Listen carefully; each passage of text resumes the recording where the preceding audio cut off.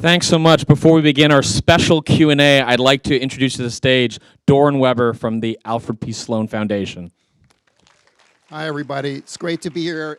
This is our second year with Toronto, and just for those of you who don't know us, we're a New York-based nonprofit philanthropy founded in 1934, and we make grants for research and education in science, technology, and economics. And this is part of our Public Understanding of Science Technology program, which aims to commission, develop, produce, and disseminate an array of culture-defining products from books, radio, podcasts, theater, television, new media, and more recently even YouTube and TikTok.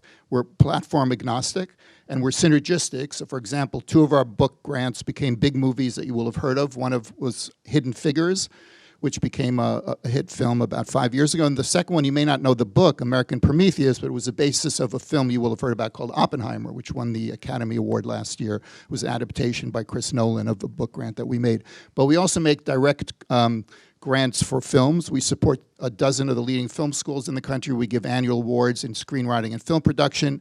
And in addition to our wonderful new partners at Toronto, we've been supporting Sundance for about 20 years. We support SF Film, Film Independent, the Athena Film Festival, and the Blacklist, all to get more stories about science technology or with characters, scientists, engineers, and mathematicians. Which, and in addition to Toronto, in addition to this showcase, we also support one screenwriter every year to develop a script. And on Monday, we will have a pitch session with 4 writers who've won awards from us, and we'll be pitching their scripts to leading executives in the business. So on to tonight's film, Daniela Forever, which I think you'll agree is a very original film. It's not overtly about science, but as you're going to hear in the discussion now, I think science can shed some light on some of the subjects, such as lucid dreaming in the film. So with that, thank you very much for coming, and I look forward to this great panel. All right. Before I bring up the director and the cast, I'd like to welcome our special guest. Michelle Carr is the director of the Dream Engineering Laboratory and assistant professor in psychiatry and addictology at the University of Montreal. Her research explores the neuroscience, psychology, and therapeutic aspects of dreams with an emphasis on nightmares and their treatment. Need to have you come to some more Midnight Madness screenings. She is also a leading researcher on lucid dreaming and in the new field of dream engineering, designing technologies to interface with the dreaming mind directly. Dr. Carr is also a past president of the International Association for the Study of Dreams and is passionate about bringing dream science to the public, especially through freelance writing and public speaking. Thank you so much, Michelle, for joining us. And now, again, let's meet him, the mind behind this film, Nacho Vigalondo. And joining him, our 2 lovers, Henry Golding and Beatriz Grano.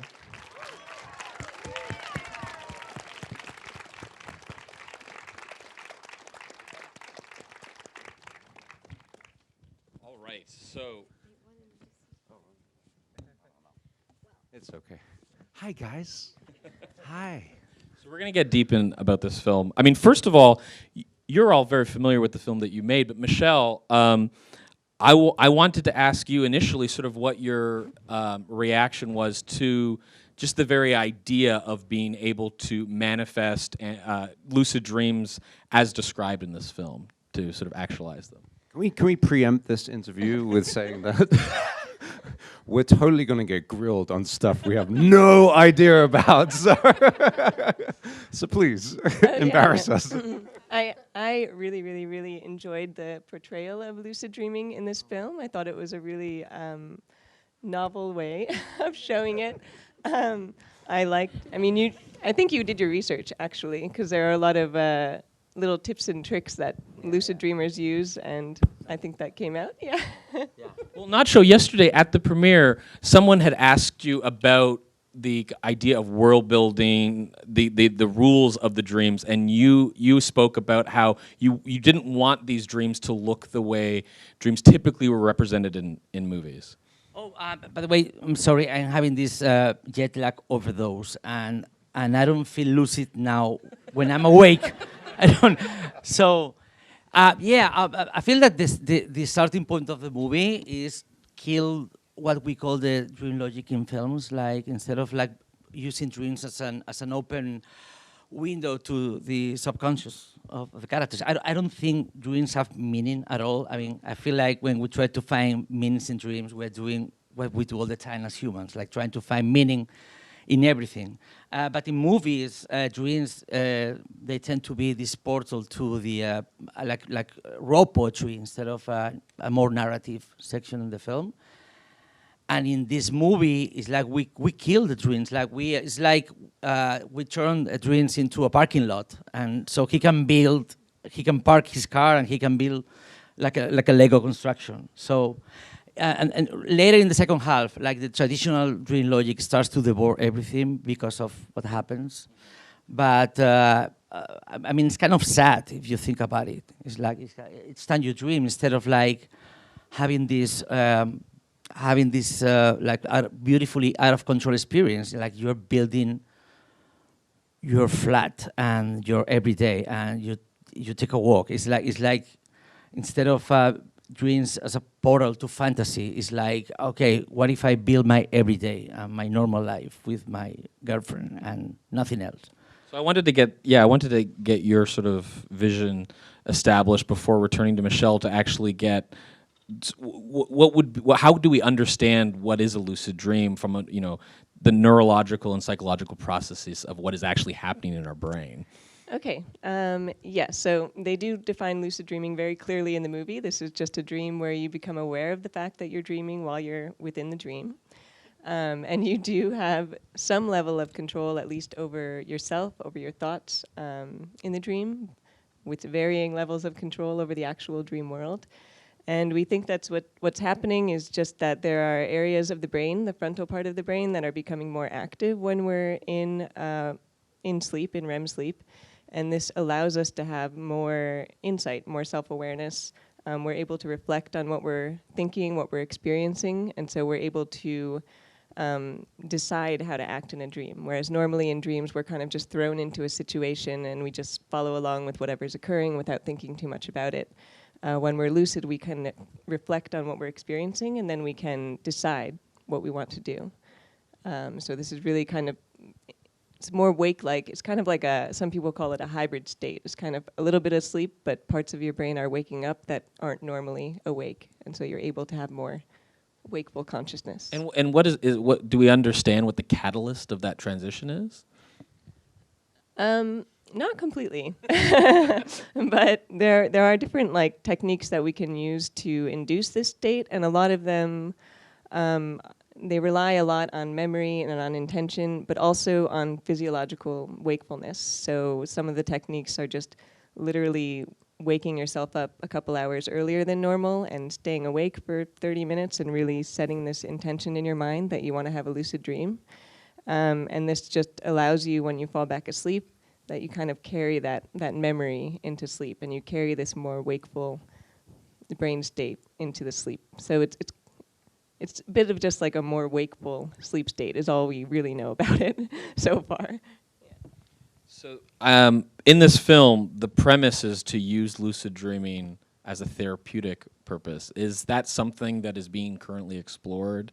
And is that something, do you think, there might be actually a therapeutic advantage to being able to induce this? Yeah, definitely. I told you. Thank you so much. You were right. I won the bet. Yes. Yeah. I mean, yeah. No, I'm glad I could support you. Yeah, I think it's a new science, but definitely there have been studies showing that lucid dreaming is valuable as it's actually one of the recommended treatments by the American Academy of Sleep Medicine for the treatment of nightmares and for post-traumatic nightmares specifically. So when there was a study just recently where people learned how to lucid dream just in a 1-week training period. These were people with PTSD, and they just learned how to have positive lucid dreams, which are really in contrast to these post-traumatic nightmares that they have repeatedly, potentially for decades. And after just 1 week of training, 50 PTSD patients all fell below diagnostic thresholds for PTSD. So they all had reduced nightmares and improved sleep, lower anxiety, lower depression. And there have been other studies in smaller samples that are showing the same thing. So I think the potential for treating nightmares, for treating traumatic memories, and even just for improving sleep and dream quality it's all very promising, even if it's pretty new. Now, in the film, the hope was that this was going to help Nick, but unfortunately, he becomes fixated on and for good reason, Daniela. And so what are the, so like, have there been studies about, how this can have a negative consequence? Not so. There hasn't been any evidence that lucid dreaming itself, the experience, has negative consequences per se. But some of the techniques that people follow to induce lucid dreams over time can be disruptive to sleep. As I said, one of the techniques is just literally waking up a couple hours earlier than normal and just repeatedly disrupting your sleep. So that can have negative consequences in the long term.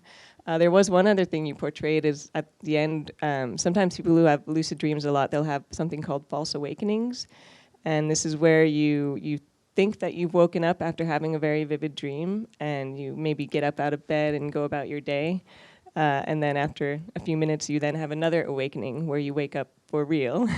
And people can find these kind of false awakenings to be a little distressing. But Good job, Nacho. Yeah, no. What do you mean? It was totally intentional.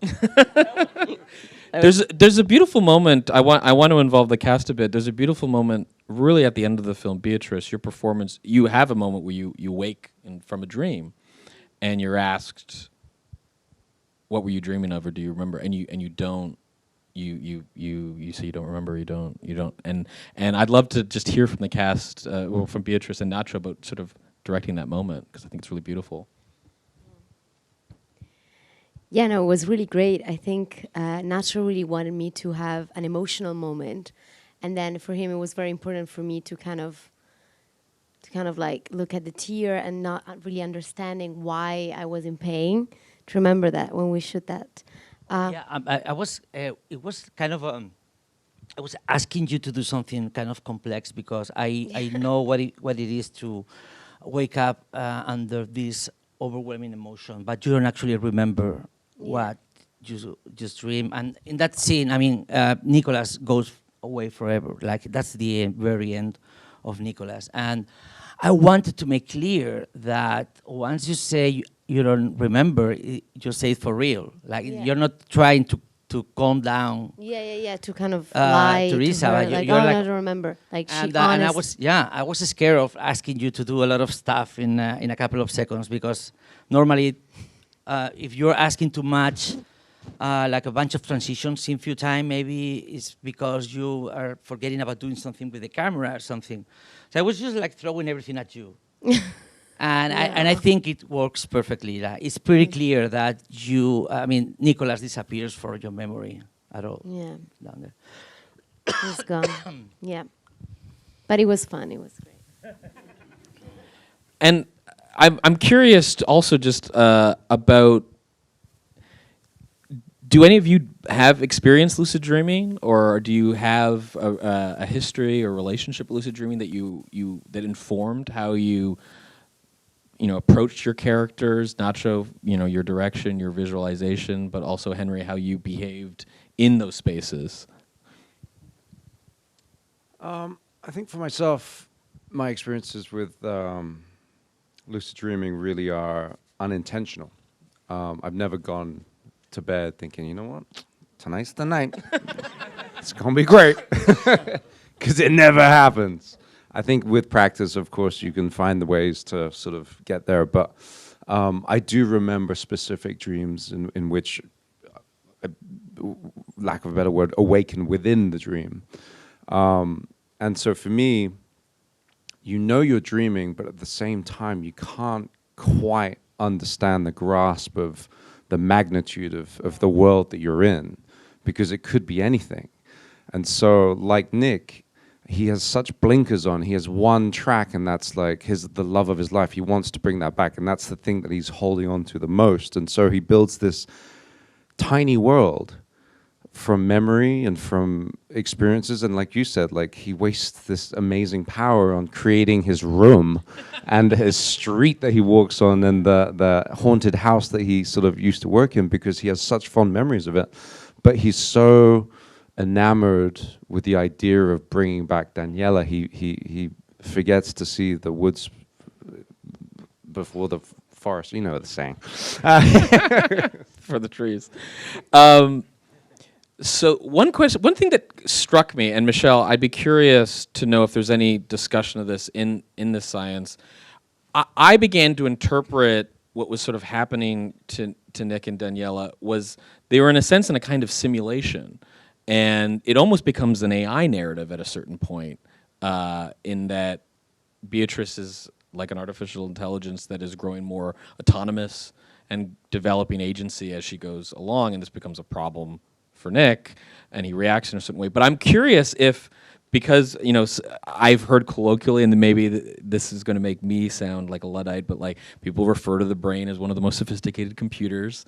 But is there a sense, or is this again merely us projecting and trying to understand a pattern of how lucid dreamings work? But is there any correlation to the concept of lucid dreaming and simulation?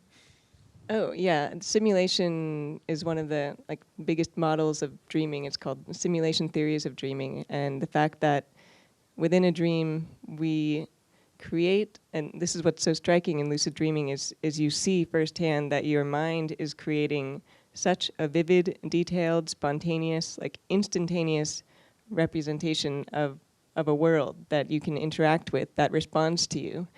And with other characters, they seem to have their own agency. They have their own thoughts and their own feelings, and they can surprise you, which is another thing you had in the movie. And it's really striking because you know that everything is being created by your mind, and yet it's generating such creativity and instantly.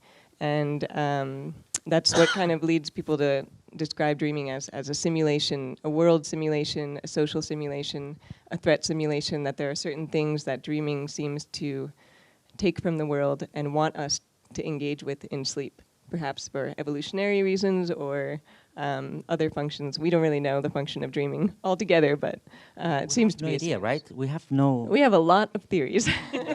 I have a follow-up sort of question. Maybe this is just to sort of scratch my brain. But as easy as you can fall into a lucid dream, can you fall out of it in the same instance? Yeah. So we do studies in the lab where people can signal to us when they're lucid. When you're in a lucid dream, you can actually control your physical body a little bit. So you could control your eye movements or... anyways, we ask people to do that every 30 seconds in a lucid dream so that we can see that they're still lucid every 30 seconds. Because it does happen quite often that you'll fall out of a lucid dream. You get absorbed in the story, and this happens often when the dream is very emotional. You start to really, you become more and more convinced that it's real, and you're less able to dissociate from it, kind of. So yeah. And in the film, it presents a world where it's medically, it's a chemical reaction. You mentioned some ways of inducing lucid dreaming, but is there actually research in providing an actual pill, or the way that it's presented in this film? That is my fantasy, because I mean the fact that lucid dreams are real blows me out, because it's science fiction. That it's a science fiction concept that we assume as part of real life, and this is something that we do all the time. Like something amazing happens, then in a couple of days, it's just part of the everyday.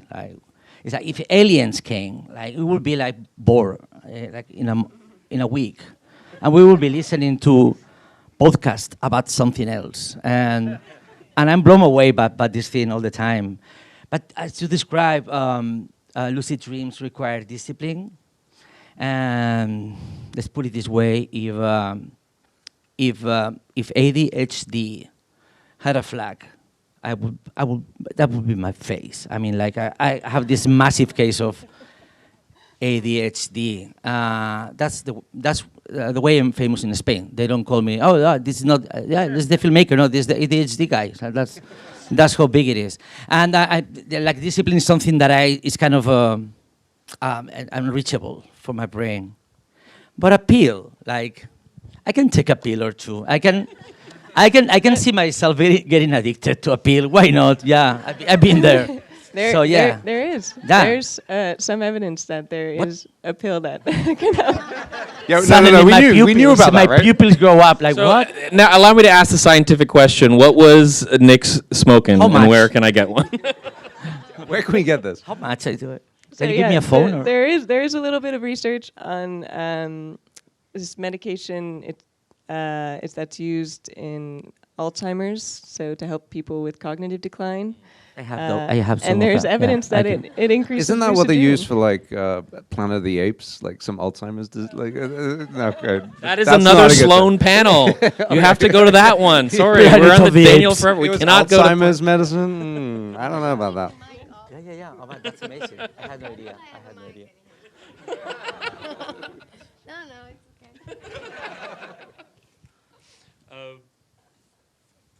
it's okay. That completely. I think Sorry, Planet of the Apes.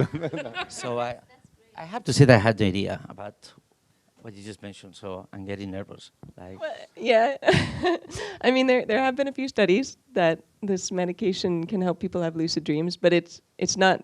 We don't know why, and it's not designed for lucid dreaming. But I guess that is kind of what happens in the film too. But it's a pill that helps people with cognitive decline. So maybe it's just helping them to remember dreams more, or remember that they're dreaming, or we don't know. Go. No. Music is a big component of this film, and the dreams are often filled.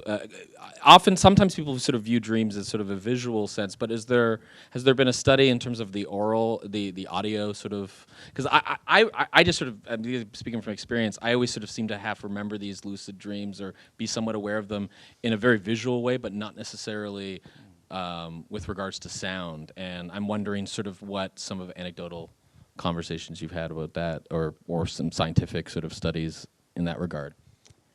The visual sense is definitely the usually the thing that people report the most on. But we also see, there are examples of people who are musicians or something dreaming up entire orchestras in their dreams, or people who are sommeliers have taste and smell a lot in their dreams. So I think it's a little bit dependent on what you focus on in waking life. If you're really visually oriented versus if you're really, if you're a musician, you'll have a lot more sound in your dreams and that kind of thing. And I feel like one of the things that I think is most fascinating about the technology that appears in this movie is that it's not just that you have control of lucid dreams, but you remember it, and it stays with you. It doesn't dissipate as quickly as a natural lucid dream.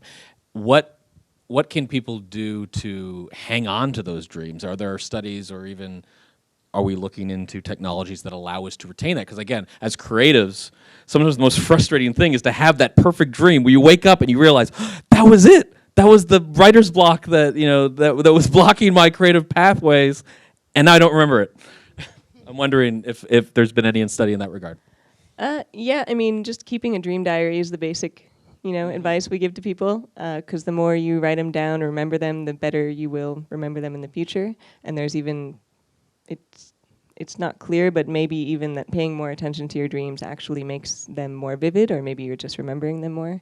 But you can also try to engage with dreams in waking imagination, and by kind of trying to re-enter the space of dreaming. I think this is something artists and creatives do anyways, but trying to not just recall the dream cognitively, but close your eyes and try to feel yourself in the dream, that it will come back to mind and help you remember it more.